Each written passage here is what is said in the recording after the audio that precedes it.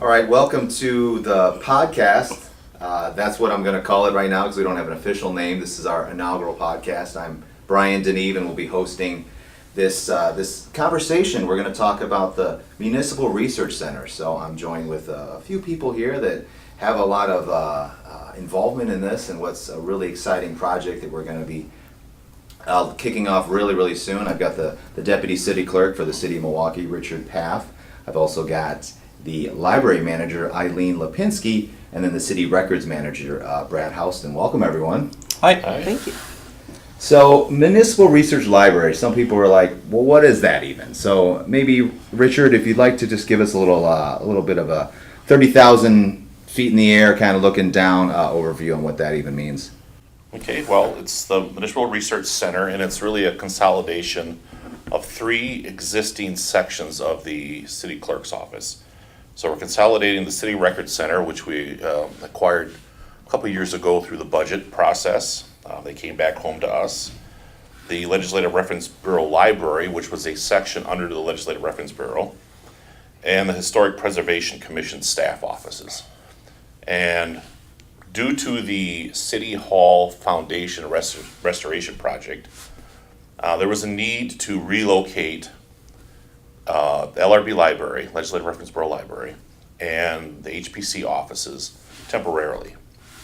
Ultimately, we found out that they need to be relocated long-term.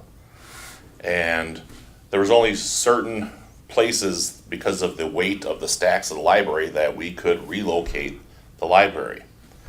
Let me just interject there. So when we talk about the Legislative Reference Bureau and the Historic Preservation Committee and the items in there, I mean, what items are we talking about that were housed in that?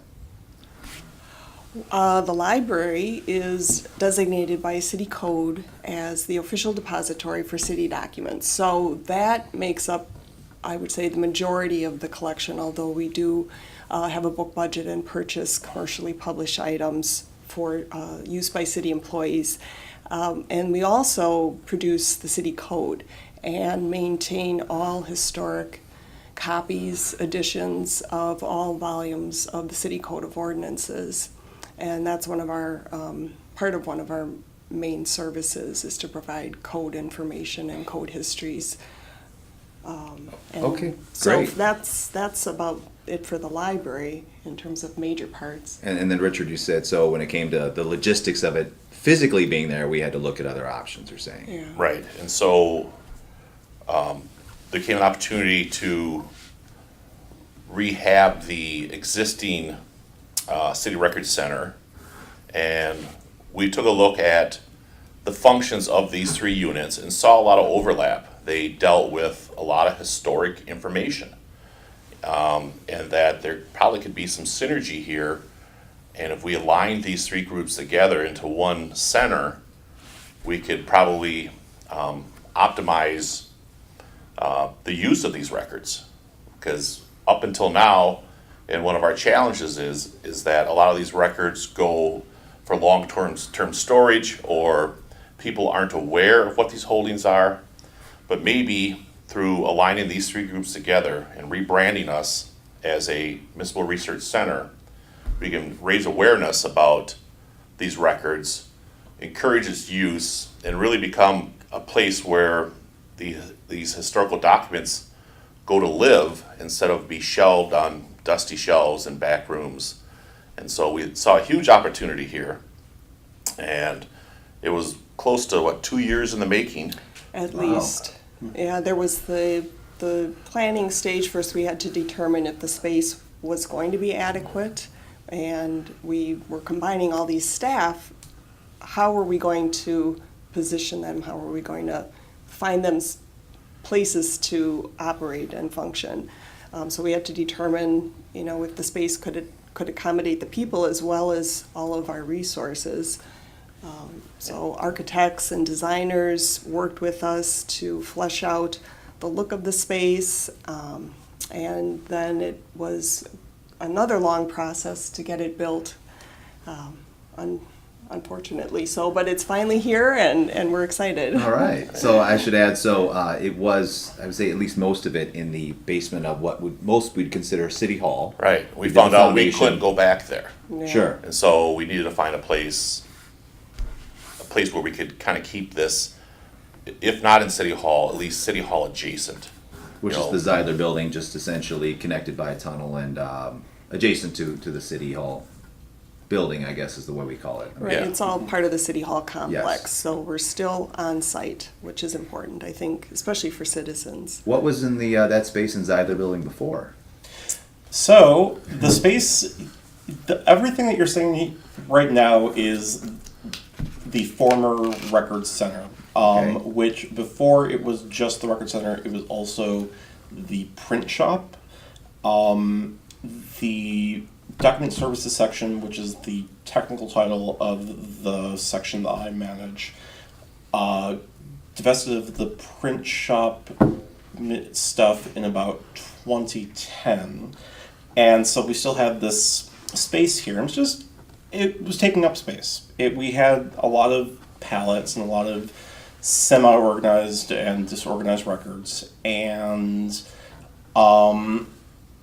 we determined this could be put to better use. There's a lot of good place for office space here. There's a lot of good place for record storage here. There's a lot of good place for library stacks. And so what you're sitting in right now is the culmination of that.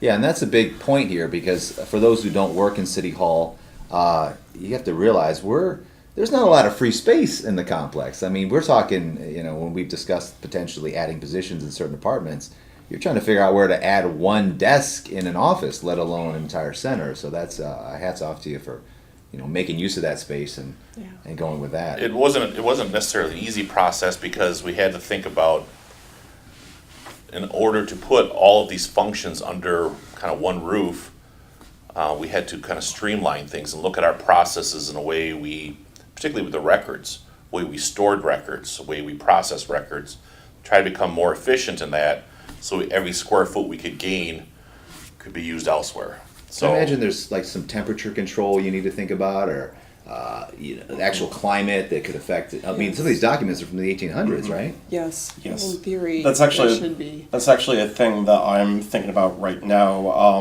because we are running into one of our storage areas was less climate controlled than we had thought. And before I came on in mid-2017, we hadn't been really logging this. And coming from an archives background, as you intimate, there is a lot more sort of care about some of the older records. And so I had city clerk's office purchase us some data loggers, which are basically, they check the temperature and relative humidity of the various areas. And we discovered that the temperature is way too high and the relative humidity was way too high for optimal storage of records. And worse than that, it was fluctuating, which is worse because it's sort of like when you flex something, it's move it back and forth, it ruins the integrity of that stuff. And so it was really important when we were finding new space for records to find a space where we could keep it stable and where we could keep it at a level that is appropriate for proper storage of paper and microfilm and everything. Sure. And one of the overriding design concerns, in addition to that, was we didn't want it to look like a basement. We were moving into basement space with block walls. I've been to some really cool basements. You ever see man caves on TLC? So we wanted this to be library quality space, because we wanted to open it up more to the public, Sure. that the public would feel comfortable and safe. And, so it was well lit, well designed, thinking about space where patrons could sit and, it would be quiet and temperature controlled and to have, access to everything and be able to be on site to do research. And that brings up a good thing to talk about next. Who can access the facility? What can they expect when they come here as far as resources and features? Anybody from the public is welcome to come and make use of the resources of any of the three sections. Historic Preservation Commission staff provides quite a bit of input and guidance to citizens who are trying to rehab their historic properties, so they can come and make use of the resources that the HPC staff has on hand.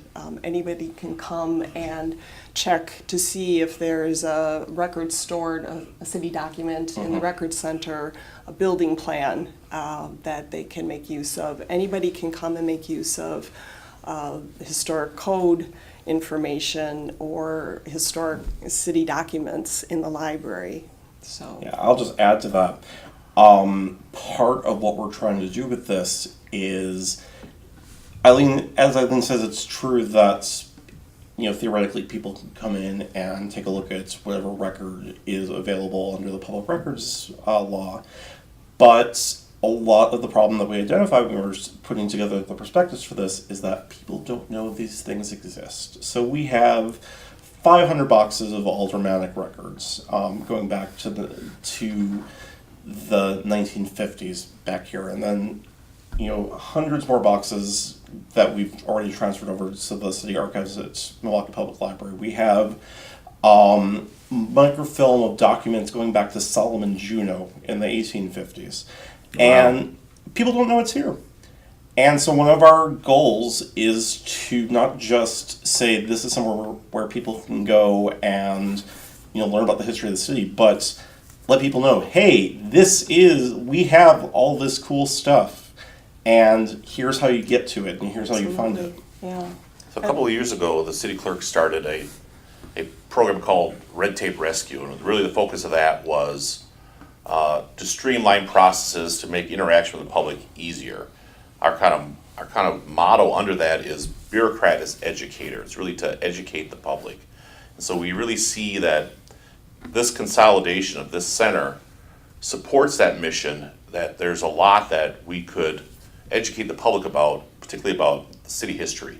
And that our model here is really to find a way to turn all of this stuff outward, so that people can find better ways to access it, raise awareness that it's here, and interact with it in ways maybe they didn't before, like getting more stuff online, more virtual displays, maybe physical displays, partnering with public libraries or universities. So really the sky's the limit right now. We're really excited about, first we had to build this space, and now our next phase is really to raise awareness about it. And so we're excited about what lies ahead.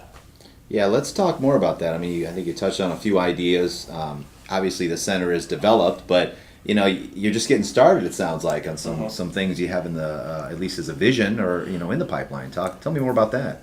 Well, we do have our grand opening coming up November 8th, a week from tomorrow, and we're very excited. We've sent out promotional materials to other city departments as well as to Milwaukee area institutions that are also records type places for people to do research, other university libraries, public libraries, professional organizations that are affiliated with what we do, and we want people to come and see it.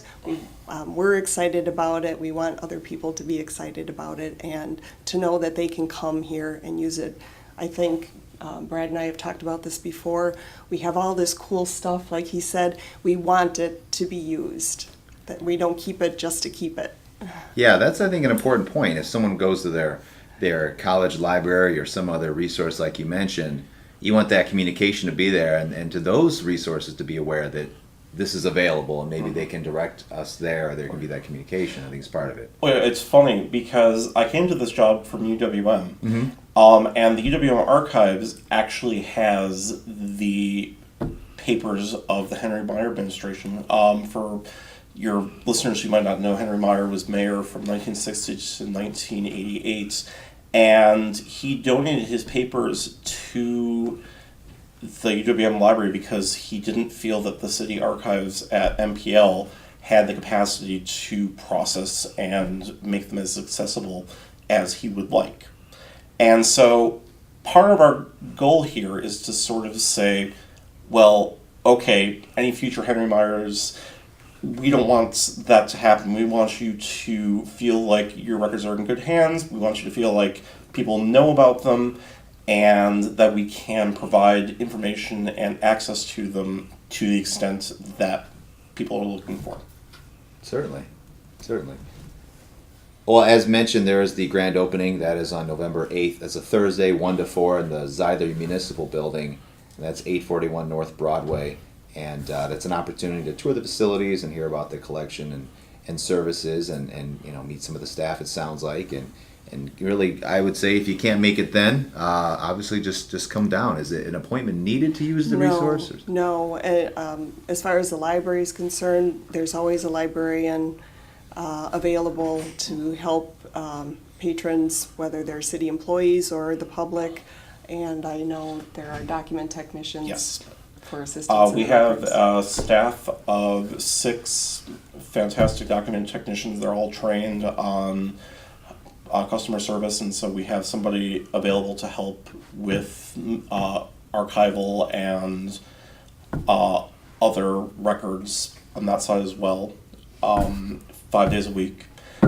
It helps if you have an idea of what you're looking for, if you call ahead so we can pull it for you, because we're closed stacks, which means that you can't just go in and browse up and down. You have to tell us, I want to look at this thing. So if you know what you're looking for, that helps us. We can get it to you faster. But if you don't, if you just say, I need to find everything out about my house, or I need to find everything out about, response to the streetcar, to take something topical, we need to look for that. But you can just come in and we'll get that for you.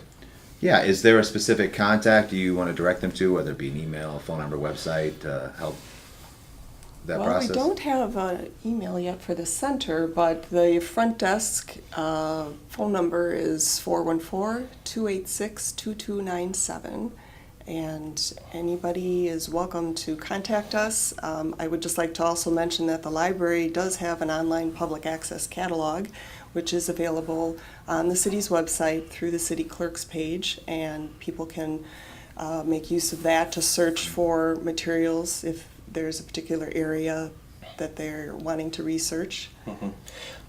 If people are looking to contact the city records specifically, that number is 414-286-3393.